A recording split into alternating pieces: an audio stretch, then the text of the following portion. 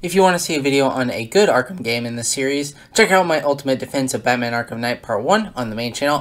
Here's a clip. And with that, the game intro is over and you take control of Batman. Okay, this might be a hot take, but I think this is one of the best video game intros I've ever seen. It sets up everything perfectly. It sets up the question around the plot. It sets up every detail that we need to know later in the story. It sets up the main villain. It sets up the small but effective choices. And it sets up the world in a perfect manner that's hard to describe. And let me remind you that we didn't even see Batman. Not once. Sure, maybe people dressing up as him, but we don't see him. And yet, sets up why Batman is a key role in the story. Even the long shot building up to Batman is so raw. It's just so, it's perfect, period. I promise you won't regret it. And check out my series on the Gender Fiction channel. My first ongoing series is Across the Stars Shonen. It's about a young man who suddenly has his life changed forever with all the shilling out of the way. Hello, ladies and gamers. And to answer your question about the title, it's mostly no.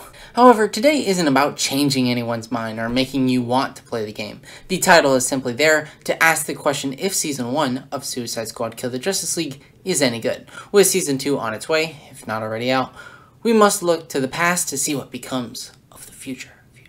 I have no idea why I wrote that. I basically said the same thing twice. Whatever, I won't cover everything. I will try my best to cover as much as possible. But with all that out of the way, let's go.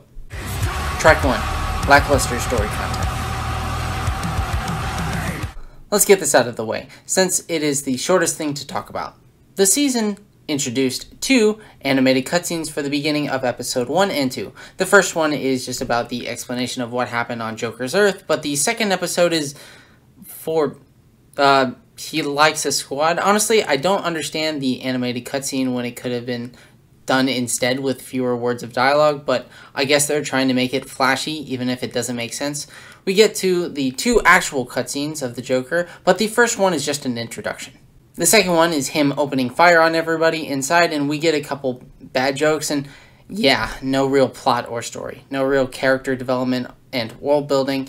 We get hints of it now and again, but there isn't any follow-through. Most side quests in Batman Arkham Knight have more than this, which is a real shame for a live service game. It's hard to consistently give out story, but you need to at least have a story in the first place. The only real arc that I can think of Joker liking the squad is at the final cutscene, so it kind of sort of is an arc.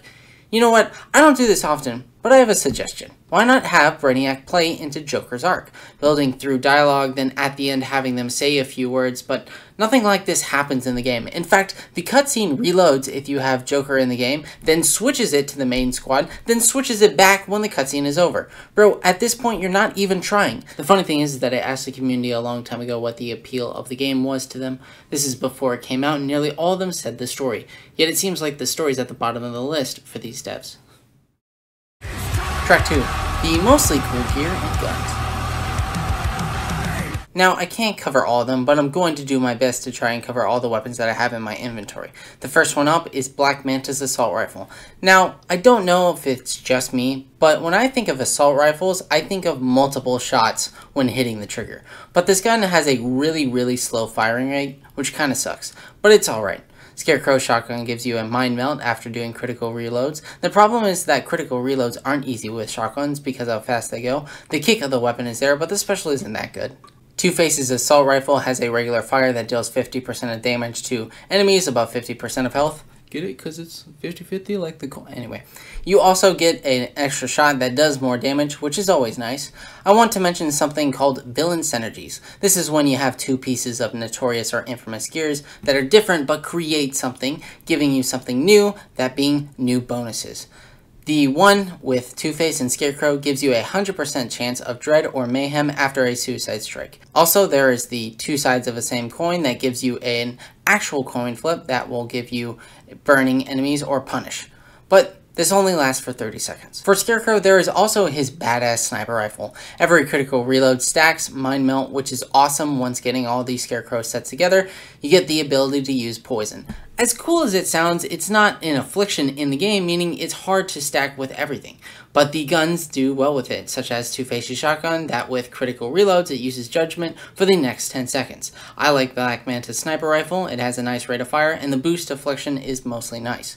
Dr. Poison has poison bonuses. Shocker, I know, and I don't really see that to be too useful, but the villain synergy bonus that gives you an enemy that is afflicted becomes instantly poisoned is nice, but not great. You know what really sucks though? The Merlin weapons. They shoot great, but there is no synergies with them. The pistol isn't too great for the same reason, but it fires great. I don't do too much with the heavy weapons, but the two-face weapons have all the same effects. So that was all the guns. I could go over all the melee weapons and neck bombs, but they're mostly there to stack gear. So are the guns any good? Not really. This is another big issue with the game. The weapons don't seem that creative. The stacking is nice, but it needs more to make a difference, or at the very least needs more individual designs for more unique playstyles. Track 3. The awful progression system. When I first heard about the progression system, I was quite interested. You see, Season 0, aka the game's release, didn't have a battle pass or any progression outside the individual characters. They also promised that there would be no time limit to the battle passes or the episodes, which sounds great, right? Well, mostly Ending Splinter. There are too many progression systems. You have the battle pass, in which all of your cosmetics are attached to. The episode 1 progression system and the episode 2 progression. And don't forget your mastery level. Okay, enough. Let's talk about this one bit at a time. First off, the battle pass sucks. The free version only gives you the same Deadshot skin that is just a recolor in different ways, and that's about it. It's simply awful. Episode 1 and 2 having the progression system sound smart until you realize that it doesn't make much sense. I'll tell you as I go along here, and let's see if you can find the problems. 1 and 2 each have their own incursion missions. However, some game modes are only in one while not in the other. Oh no, I assure you there's more. Each episodes also have effects on the world, meaning if you're trying to get Riddler stuff, let's just say, in one specific area, it's just gone. Trust me, it gets worse. To give you a mini story, I didn't feel like playing the game after I beat the main story. I mean, who would blame me? But everything in Season 0 is just gone, meaning I can't get the free skins by playing through the Riddler trophies, plus I can't get any of the Bang gear from Season 0. Great, isn't it? So let's go back in time for a second. 1 and 2 each have their own incursion missions. For example, I really love the Planet Defense and the Cannon game modes. The Planet is more of a personal thing because I like defending stuff, but the Cannon one is by far the most unique game mode that this game has. It stands out compared to other games. And well, if you like those missions, too bad, because in Episode 2 it just doesn't have them. In the open world, yes, but as soon as you finish them, they die forever. So if you want to play those game modes in Episode 2 to further your rank in Episode 2, too bad. Sucks to be you, I guess. The weird thing is that they tend to almost reuse the same game mode in each episode. I mean that there are usually more than one of the same types of game modes that you did for the same episode, except a different map. And some of the incursions feel really weak. Some of them last like 2 minutes, and some of them can go up to 30 minutes. If you played that game mode, you know what I'm talking about. I also miss saving civilians, and okay. Oh, I forgot to talk about the mastery levels. Okay, let's go. Mastery levels just basically increase the difficulty to give you more rewards in return. But this system is bullshit. Early on, you can't even use the system to get to a higher score till you beat Brainiac, and later on, you'll notice that will stop giving you points on your progression system, and that's because you haven't gotten to a high enough mastery level. To get to the further progression, then you have to go reach the limit of the incursions you have with other mastery levels on other missions. This is stupid. If you want to make a challenge, let me do it on my own terms. I dislike flipping back and forth for the bare minimum. Everything you want is locked behind stuff that clearly wants you to spend the most amount of time in the game as possible. Want to get that gun? Well, grind to 2 different episodes. Want to get that skin? Well, grind in the battle pass to get it. Want to get that new character? Well, grind to the boss fight. Then you get the new character. Oh! Speaking of that, track 4, reuse boss fights. Okay, I'm about to blow your mind. The boss fights aren't completely reused. Okay, hear me out for a second. The first boss fight is Green Lantern. However, you do need to take care of his surrounding enemies and jump into certain spots. So here's where I get you guys back on board. When people say that they use the boss fights, they mean that this is the only boss they get for the episode, and at the very core of it is something that we've seen before. That's what people mean. So if you want to talk about these boss fights, it would basically be talking about the original fights. The part that still bothers me is the simple fact that I would be somewhat okay with this if it was building up to something greater before. Like halfway through episode 1, or hell, even the ending of episode 1. But give me something different for episode 2. I feel like that's a no-brainer. And besides, if you're not going to give me something different, then just don't make a boss fight. Have it be some new game mode or a collection of other game modes. Something, man, something.